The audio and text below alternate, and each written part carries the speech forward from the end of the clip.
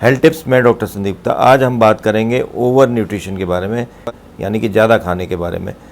ज़्यादातर बात ये होती है कि अंडर न्यूट्रिशन के बारे में, पर अब इंडिया जैसे डेवलपिंग कंट्रीज़ में भी ओवरवेट लोगों की संख्या धीरे धीरे बढ़ने लगी है, जो कि ओवर न्यूट्रिशन का नतीजा है।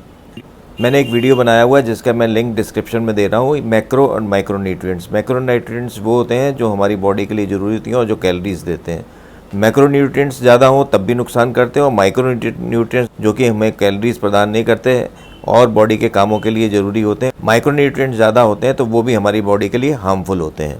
मैक्रो न्यूट्रिएंट्स पहले हम ले लेते हैं। कार्बोहाइड्रेट्स अगर ज़्यादा होंगे तो हमारे बॉडी में एडिपोज टिश्यू यानी कि फैट सेल्स में जाके इकट्ठे हो जाते हैं, हाइपर इंसुलिनीमिया कर देते हैं, इंसुलिन ज़्यादा बढ़ा देते हैं, इंसुलिन सेंसिटिविटी कम कर देते हैं, जिससे कि मोटापा बढ़ने लग जाता है और डायबिटीज़ होने के चांसेस और हार्ट डिजीज़ होने के चांसेस बढ़ जाते हैं।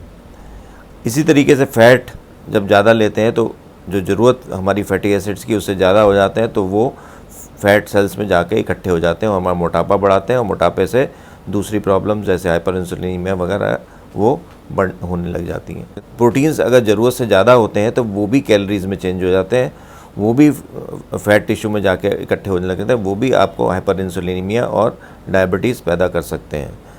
प्रोटीन्स के एक्सेस से अगर किडनी की थोड़ी सी भी प्रॉब्लम है तो प्रॉब्लम बढ़ जाती है। प्रोटीन एक्सेस से आपके पेट में दर्द होने लग जाता है, डायरिया भी हो सकता है, एब्डोमिनल क्रैम्प्स हो सकते हैं।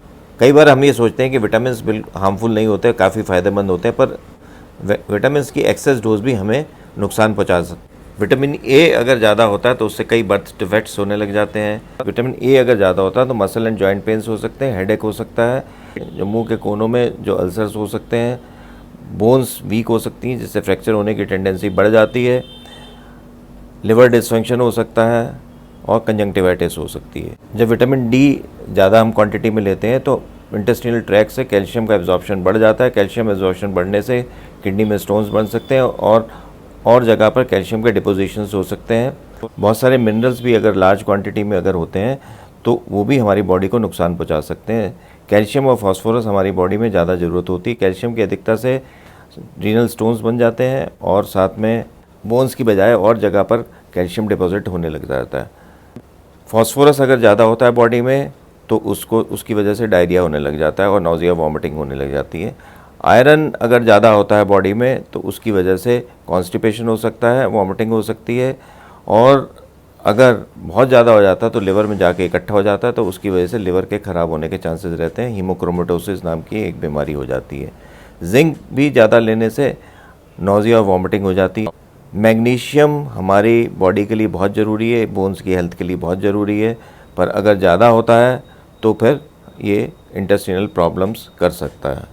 फ्लोराइड हमारी बॉडी के लिए ज़रूरी है, पर अगर एक्सेस होता है तो ये हमारे टीथ को स्टेन कर सकता है और टीथ हमारे ख़राब भी हो सकते हैं। क्रोमियम और सेलेनियम भी थोड़ी मात्रा में हमारी बॉडी के लिए बहुत ज़रूरी है, पर अगर एक्सेस होते हैं तो ये हेयर लॉस कर सकते हैं और इंटेस्टिनल प्रॉब्लम्स कई कर सकते हैं। तो इसलिए जो मल्टीविटामिन और मल्टी मिनरल प्रिपरेशंस होती हैं उनको बिना सोचे समझे यूज़ नहीं करना चाहिए।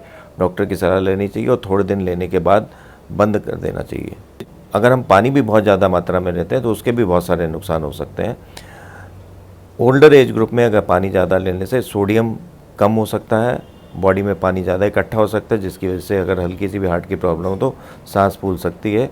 पर अगर यंगर एज ग्रुप में भी अगर पानी आप ज़्यादा लेते हैं तो सोडियम कम होने के चांसेस हो जाते हैं, जिससे हमें सुस्ती आती रहती है, थोड़ी थोड़ी सी नौजिया सा रहता है।